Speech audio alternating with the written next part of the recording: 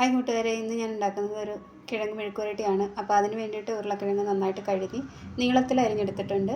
കൂടെ തന്നെ കുറച്ച് കറിവേപ്പില, പിന്നെ ഒരു 3-4 അല്ലി വലിയ കഷ്ണം വെളുത്തുള്ളിയാണ്. അതൊന്ന് ചെറുതായിട്ട് അരിഞ്ഞെടുത്തിട്ടുണ്ട്.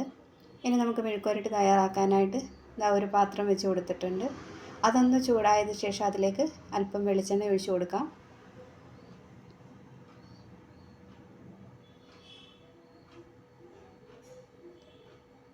അപ്പോൾ എണ്ണ നന്നായിട്ട് ചൂടായിട്ടുണ്ട്.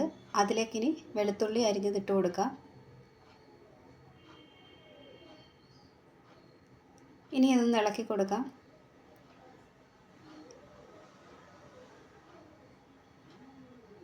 ഇപ്പോൾ വെളുത്തുള്ളിയൊക്കെ ലൈറ്റായിട്ട് കളർ മാറിയിട്ടുണ്ട്. അതിലേക്ക് കറിവേപ്പില കൂടി ഇട്ട് കൊടുക്കുന്നുണ്ട്. അത് ഇട്ട് കൊടുത്തതിന് ശേഷം ഇനി നമുക്ക് ഇതിലേക്ക് അരിഞ്ഞു വെച്ചിരിക്കുന്ന ഉരുളക്കിഴങ്ങ് ചേർത്ത് കൊടുക്കാം. ഇനി ഇതെല്ലാം കൂടി നന്നായിട്ടൊന്ന് ഇളക്കി കൊടുക്കാം.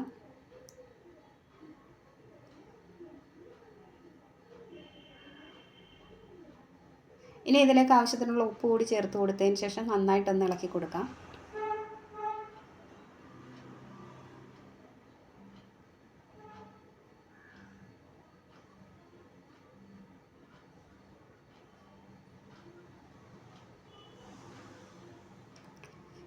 നന്നായിട്ട് ഇളക്കി കൊടുത്തതിന് ശേഷം ഇനി നമുക്കിതൊന്ന് അടച്ച് വെച്ച് ചെറിയ തീയിൽ ഈ ഉരുളക്കിഴങ്ങ് നന്നായിട്ടൊന്ന് വേവിച്ചെടുക്കണം.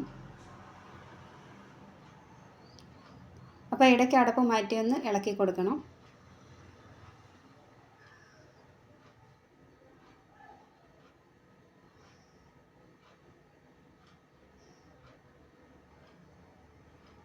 അപ്പോൾ വേവൊക്കെ നോക്കിയിട്ടുണ്ട്. ഇനി കുറച്ചുകൂടി ഒന്ന് വെന്ത് വരണം.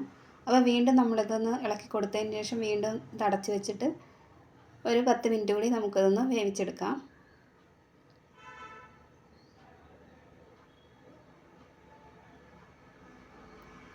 അപ്പോൾ വീണ്ടും 10 മിനിറ്റ് കഴിഞ്ഞപ്പോൾ നമ്മളിത് അടപ്പ് തുറന്ന് നോക്കിയിട്ടുണ്ട്. അപ്പോൾ ഇത് ഉരുളക്കിഴങ്ങൊക്കെ വെന്തിട്ടുണ്ട്. അത് നന്നായിട്ടൊന്ന് നമ്മൾ വെന്തോന്ന് നോക്കിയിട്ടുണ്ട്. അപ്പോൾ ഇനി ഇതിലേക്ക് ആവശ്യത്തിനുള്ള പൊടികൾ ചേർത്ത് കൊടുക്കാം.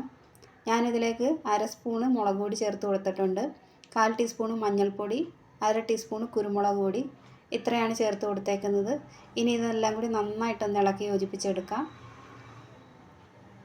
ഇതിപ്പോൾ നന്നായിട്ട് ഇളക്കി യോജിപ്പിച്ചെടുത്തിട്ടുണ്ട്.